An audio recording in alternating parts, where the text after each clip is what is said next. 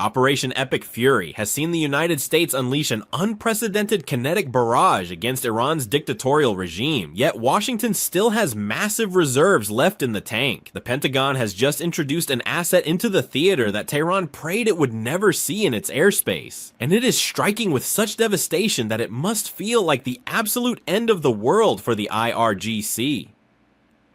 The legendary A-10 Warthog has officially been unleashed, and it is locked and loaded to support every single vector of America's Operation Epic Fury.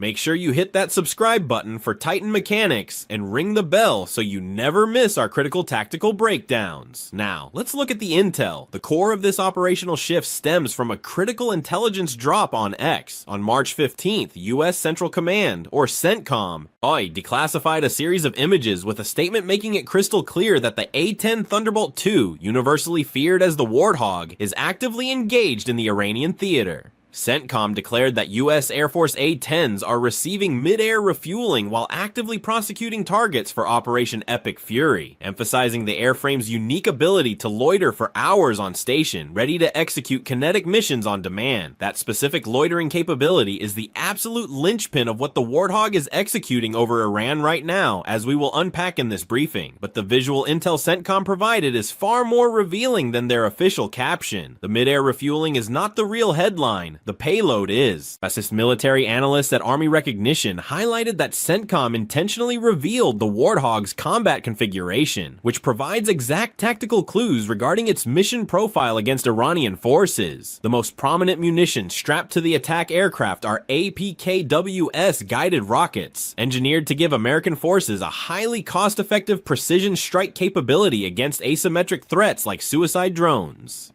Flanking those rockets are AM-9L/M Sidewinder air-to-air missiles and AGM-65 Maverick air-to-ground missiles. When fused with the APKWS, this loadout grants the Warthog a terrifyingly versatile combat profile. This is the definition of tactical flexibility. The specific Warthog CENTCOM showcased is stacked with enough diverse ordnance to execute a massive spectrum of offensive and defensive operations, whilst proving these aircraft are not flying narrow single-purpose sorties. They are equipped to obliterate everything from entrenched militia positions and command nodes to the suicide drones and fast attack craft the IRGC utilizes to harass the Strait of Hormuz. Compound that lethal payload with the Warthog's unmatched loiter time. To grasp why that is a game changer, we must contrast this dedicated attack platform with the supersonic stealth fighters Washington has utilized to systematically dismantle the Iranian military machine thus far in Operation Epic Fury. Fast movers, particularly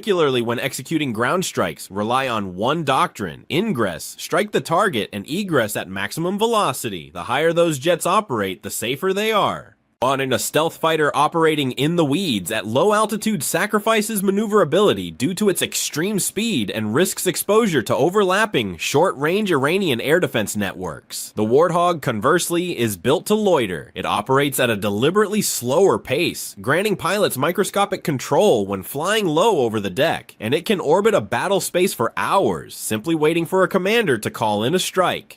This grants American commanders supreme tactical flexibility. While traditional fighter jets execute highly specialized narrow strikes, the A-10s can comfortably orbit in the AO. When the call comes, they dive in, deliver devastating ordnance, and unlike the fighters, pull back up to their holding pattern to await the next target, assuming their magazines aren't empty. This is the ultimate key to sustained, relentless aerial overwatch, and this doctrine is only viable right now because of the sheer devastation American and Israeli suppression operations have wrought on Iran. The Israel Defense Forces reported wiping out a staggering 80% of Iran's entire air defense grid within the opening days of the conflict. Consequently, massive swaths of Iranian airspace are now entirely uncontested and safe from heavy surface-to-air missiles. What remains of Iran's scattered air defense network has likely been pulled back to shield the regime's final high-value targets, and they are failing miserably at even that. For a specialized attack aircraft like the A-10, this absolute aerial supremacy provides the exact environment it needs to excel. Orbit for as long as required, visually acquire the target, and neutralize it. Before we analyze exactly how Washington is deploying these flying tanks over Iran, we need to look at the Warthog's legendary engineering. Despite its versatility, the A-10 was built for one unyielding purpose: close air support, or CAS. The US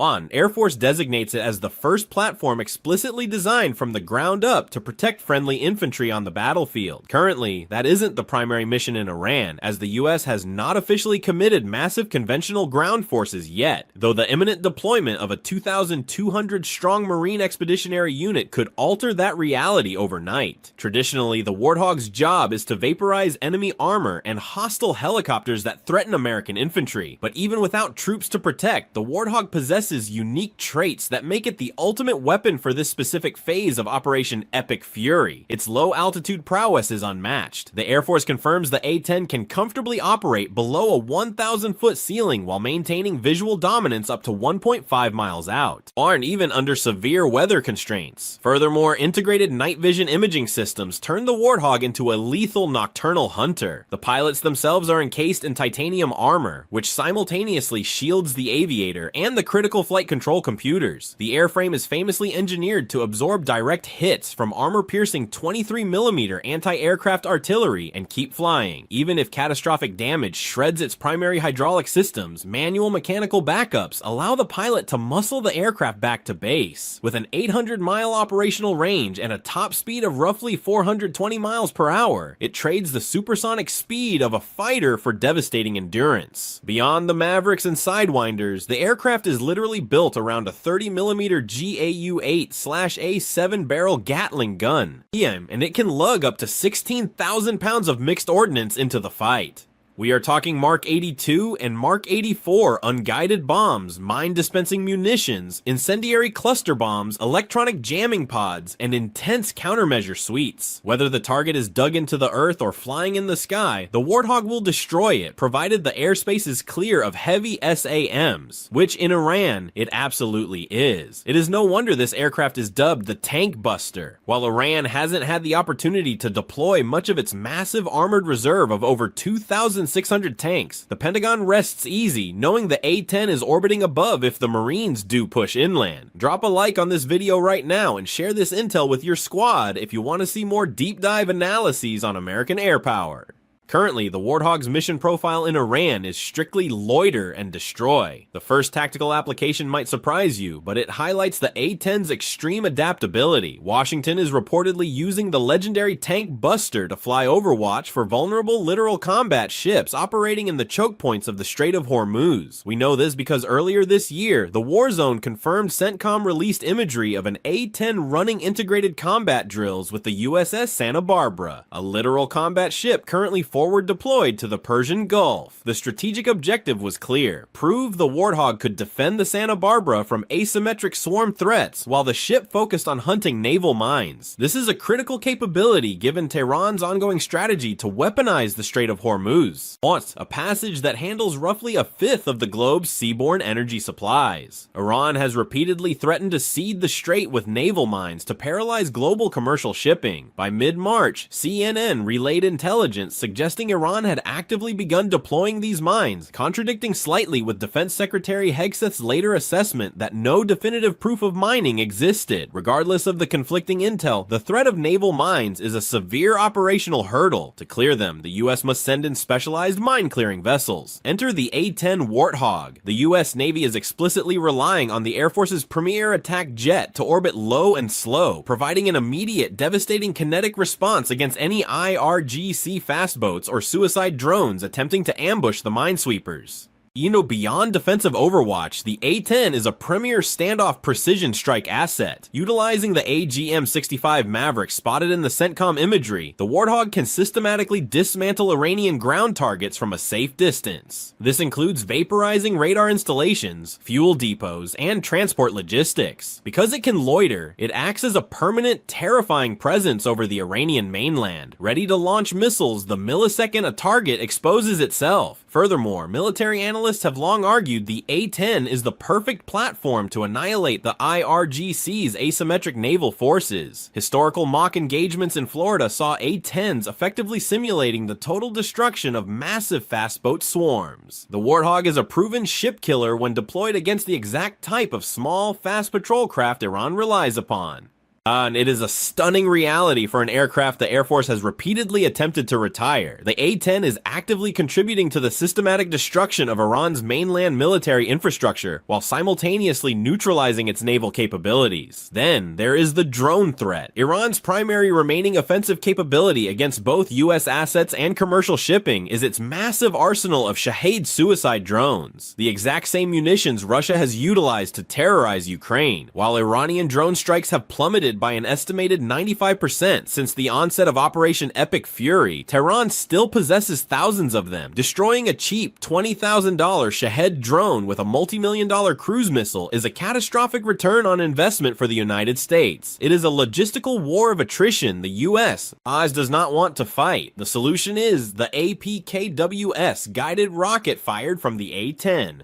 Forbes recently detailed how the A-10 has been integrated with the Falco system, allowing it to utilize APKWS rockets specifically to hunt and destroy slow-moving drones.